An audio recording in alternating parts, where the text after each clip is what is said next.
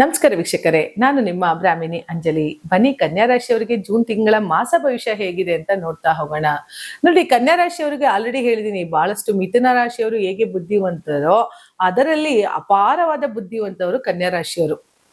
ಯಾಕೆ ಅಂತ ಅಂದ್ರೆ ಮಿಥುನ ರಾಶಿಯವರಿಗೆ ದ್ವಿಸ್ವಭಾವ ಗುಣಗಳನ್ನ ಹೊಂದಿರುವಂತಹ ರಾಶಿ ಹೇಗಿರುತ್ತೋ ಅದೇ ರೀತಿ ಕನ್ಯಾ ರಾಶಿಯವರಿಗೂ ಕೂಡ ಒಂದು ಸ್ವಭಾವದ ಅನುಕೂಲತೆ ಅಂತ ಹೋದಾಗ ಇಲ್ಲಿ ಅವರಲ್ಲಿ ಸ್ಥಿರತೆ ಜಾಸ್ತಿ ಇರುತ್ತೆ, ಅಲ್ಲಿ ಫ್ಲೆಕ್ಚುವೇಷನ್ಸ್ ಇರುತ್ತೆ. ಅಂದ್ರೆ ಮಿಥುನ ರಾಶಿಯವರಿಗೆ ತಾವ್ ಏನ್ ಡಿಸಿಷನ್ ತಗೊಳ್ಬೇಕು ಅನ್ನೋದ್ರಲ್ಲಿ ಕನ್ಫ್ಯೂಸ್ ಜಾಸ್ತಿ ಇದ್ರೆ, ಕನ್ಯಾ ರಾಶಿಯವರಿಗೆ ಕನ್ಫ್ಯೂಸ್ ಮೈಂಡೇ ಇರಲ್ಲ. ಫಿಕ್ಸ್ ಇಸ್ ಎ ಫಿಕ್ಸ್, ಮಾಡೋಣ ಅಂದ್ರೆ ಮಾಡೋಣ, ಏಕಾಗ್ರತೆ, ಒಂದು ಕೆಲಸ ವಿಚಾರಗಳಲ್ಲಿ ಸ್ಥಿರತೆ ಜಾಸ್ತಿ. ಇಬ್ರಿಗೂ ಬುಧ ಅಧಿಪತಿ ಆದ್ರೂ ಕೂಡ ನಾವೇನು ಸ್ವಭಾವ ಅಂತ ಕರಿತೀವೋ ಆ ಸ್ವಭಾವ ರಾಶಿಗಳಲ್ಲಿ ಇವರಲ್ಲಿ ಸ್ಥಿರತೆಯನ್ನ ನಾವು ನೋಡ್ತಾ ಹೋಗ್ಬೋದು. ಅದೇ ರೀತಿ ಕನ್ಯಾ ರಾಶಿಯವರಿಗೆ ಆಲ್ರೆಡಿ ಮನೆಗೆ ಸಂಬಂಧಪಟ್ಟಂತೆ ಎಲ್ಲ ಅವಕಾಶಗಳು ಸಿಕ್ಕಿದೆ.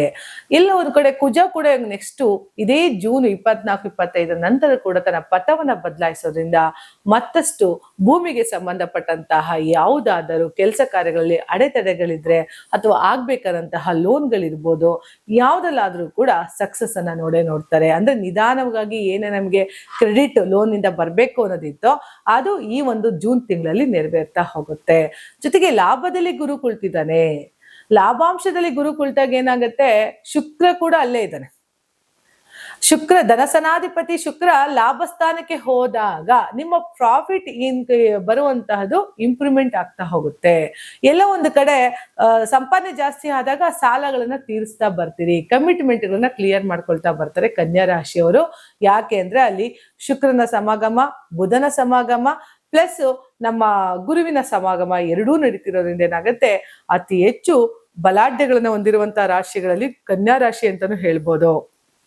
ಅದೇ ರೀತಿ ಕನ್ಯಾ ರಾಶಿಯವರಿಗೆ ಸಪ್ತಮದಲ್ಲಿ ಶನಿ ಇದ್ರೂ ಕೂಡ, 7ನೇ ಮನೆ ಶನಿ ದೃಷ್ಟಿ ರಾಶಿ ಮೇಲೆ ಇದ್ರೂ ಕೂಡ ಏನಾಗ್ತಾ ಇದೆ, ಕಮಿಟ್ಮೆಂಟ್ ಸ್ವಲ್ಪ ಅಷ್ಟೇ ಓವರ್ ಕಮಿಟ್ಮೆಂಟ್ ಆಗ್ತಾ ಇದೆ. ಅಥವಾ ತಾನೆಲ್ಲ ಒಬ್ಬರೇ ಮಾಡ್ಬೇಕು, ನಾನೆಲ್ಲ ಒಬ್ಬದೇ ಕೆಲಸ ಕಾರ್ಯಗಳನ್ನ ನನ್ನ ತಲೆ ಮೇಲೆ ಹೇಳ್ಕೊಳ್ತಾ ಇದ್ದೀನಪ್ಪ.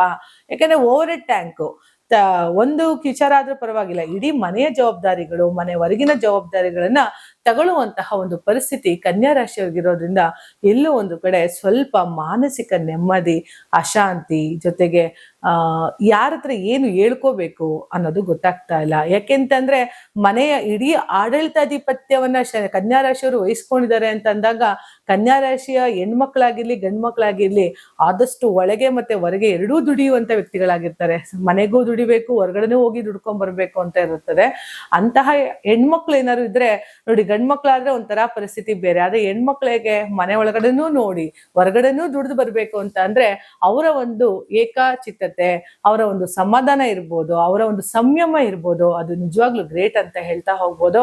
ಕನ್ಯಾ ರಾಶಿಯವರಿಗೆ 11th ಹೌಸ್ ಅಲ್ಲಿ ಬುಧ ಶುಕ್ರ ಗುರುವಿನ ಸಮಾಗಮ, ಜೊತೆಗೆ 9ನೇ ಮನೆ ಕೂಡ ಕುಜ ಕೂಡ ಚೇಂಜ್ ಆಗ್ತಾ ಇದ್ದಾನೆ. ಸಪ್ತಮದ ದೃಷ್ಟಿ ಶನಿ ನಿಮ್ಮ ಮೇಲೆ ಇದ್ರೂ ಕೂಡ ಬೇರೆ ಬೇರೆ ಕೆಲಸ ಕಾರ್ಯಗಳಲ್ಲಿ ಮಗ್ನತೆಯನ್ನು ತೋರಿಸುವಂಥದ್ದು, ಅಥವಾ ತಾವಿರುವಂತಹ ಮನೆಗಳಲ್ಲಿ ಇನ್ನಷ್ಟು ಇಂಪ್ರೂವ್ಮೆಂಟ್ ಮಾಡ್ಕೊಳ್ಳುವಂಥದ್ದು, ಹೊಸ ಹೊಸ ವಸ್ತುಗಳು ಮನೆಗೆ ಬರೋವಂಥದ್ದು, ಇಂತಹ ಎಲ್ಲ ಕೆಲಸ ಕಾರ್ಯಗಳಲ್ಲಿ ಕನ್ಯಾ ರಾಶಿಯವರು ಆದಷ್ಟು ಮಗ್ನನಾಗಿರ್ತಾರೆ. ಜೊತೆಗೆ ಸಂಪಾದನೆ ಅಂತ ಬಂದಾಗ ಸಾಕಷ್ಟು ಇನ್ಕ್ರಿಮೆಂಟ್ ಅನ್ನ ನೋಡುವಂತಹ ಒಂದು ಅವಕಾಶ ಸಿಗ್ತಾ ಹೋಗ್ಬೋದು ಕನ್ಯಾ ರಾಶಿಯವರಿಗೆ. ಯಾಕೆಂದ್ರೆ ಈ ಜೂನ್ ತಿಂಗಳು ಏನಿದೆ, ಜೊತೆಗೆ ಗುರುವಿನ ಬದಲಾವಣೆ 11th ಹೌಸಿಗೆ ಬಂದಿದೆ. ಜೂನ್ 2ನೇ ತಾರೀಕು 11th ಹೌಸ್ಗೆ ಗುರು ಬಂದಿದ್ದಾನೆ. ಇದನ್ನ ಸತತವಾಗಿ ಒಂದು ವರ್ಷ ಆ ಒಂದು ಕಟಕ ರಾಶಿಯಲ್ಲಿ ಇರೋದ್ರಿಂದ ಕನ್ಯಾ ರಾಶಿಯವರು ಮೋಸ್ಟ್ ಆಫ್ ಆಲ್ ಇನ್ನೊಂದು 9 ರಿಂದ 10 ತಿಂಗಳು ತಿರುಗೇ ನೋಡಲ್ಲ ಅಂತ ಹೇಳ್ಬೋದು. ಯಾಕೆಂದ್ರೆ ಗುರು ಬಲಾಢ್ಯತೆ ಇದೆ. ಎಲ್ಲಿ ಗುರು ಬಲಾಢ್ಯನಾಗಿ ಕೊಳ್ತಿರ್ತಾನೋ ನೋಡಿ, 12 ಗ್ರಹಗಳಲ್ಲಿ ಯಾಕೆ ಗುರುವಿಗೆ ಅಷ್ಟು ಪ್ರಾಮುಖ್ಯತೆನ ಕೊಟ್ಟಿದ್ದಾರೆ ಅಂತ ಅಂದ್ರೆ ಗುರುವಿನ ದೃಷ್ಟಿ ವೆರಿ ಗುಡ್. ಅಂದ್ರೆ ಒಂದು ಸರಿ ನೋಡಿ, ಯಾವ ದೇವರುಗಳು ನಮ್ ಕೈ ಹಿಡಿದೆ ಅಂತ ಅಂದ್ರು ನಮ್ಮ ಮನೆ ದೇವರು ಕೈ ಹಿಡಿದ್ರೆ ಸಾಕು ಅಂತ ಹೇಳ್ತಾರೆ. ಹಾಗಾಗಿ ಗುರುವಿನ ಒಂದು ದೃಷ್ಟಿ ಬಿತ್ತು ಅಂತಾನೆ ನಮ್ಮಲ್ಲಿರೋ ಸಕಲ ದೋಷಗಳು ನಿವಾರಣೆ ಮಾಡುವಂತಹ ಶಕ್ತಿ ಆ ಗುರುಗೆ ಇರೋದ್ರಿಂದ ಆ ಗುರುವಿನ ದೃಷ್ಟಿ ನಿಮ್ಗೆ 11ನೇ ಮನೆಗೆ ಲಾಭಾಂಶದಲ್ಲಿ ಕುಳಿತಿರೋದ್ರಿಂದ ಕನ್ಯಾ ರಾಶಿಯವರು ಅನ್ಕೊಂಡಿದಂತಹ ಎಲ್ಲ ಕೆಲಸ ಕಾರ್ಯಗಳಲ್ಲಿ ಯಶಸ್ಸನ್ನ ನೋಡ್ತಾ ಹೋಗ್ತಾರೆ. ಇಲ್ಲಿವರೆಗೂ ಮಾಡ್ಕೊಂಡಿರುವಂತಹ ಕಮಿಟ್ಮೆಂಟ್ಗಳಿರ್ಬೋದು, ಸಾಲದ ಬಾಧೆಗಳಿರ್ಬೋದು, ಅಥವಾ ಆಗದೇ ಇರುವಂತ ಲೋನ್ಗಳಿರ್ಬೋದು, ಎಲ್ಲದಕ್ಕೂ ಕೂಡ ಗುರು ರಿಲ್ಯಾಕ್ಸ್ ಕೊಟ್ಬಿಡ್ತಾನೆ. ಸಮಾಧಾನವಾಗಿ ತಮ್ಮ ಕೆಲಸಗಳಲ್ಲಿ ಇನ್ನಷ್ಟು ಮಗ್ನತೆಯಾಗಿತ್ಕೊಂಡು ಮತ್ತಷ್ಟು ಅವಕಾಶಗಳನ್ನ ಸಿಗ್ತಾ ಹೋಗುತ್ತೆ. ಅವರ ಒಂದು ಯಶಸ್ಸು ಕೀರ್ತಿ ಉನ್ನತವಾಗಿ ಹೋಗ್ತಾ ಹೋಗುತ್ತೆ ಅಂತ ಹೇಳ್ತಾ ನನ್ನ ಮಾತುಗಳನ್ನ ಮುಗಿಸ್ತಾ ಇದ್ದೀನಿ. ನಮಸ್ಕಾರ.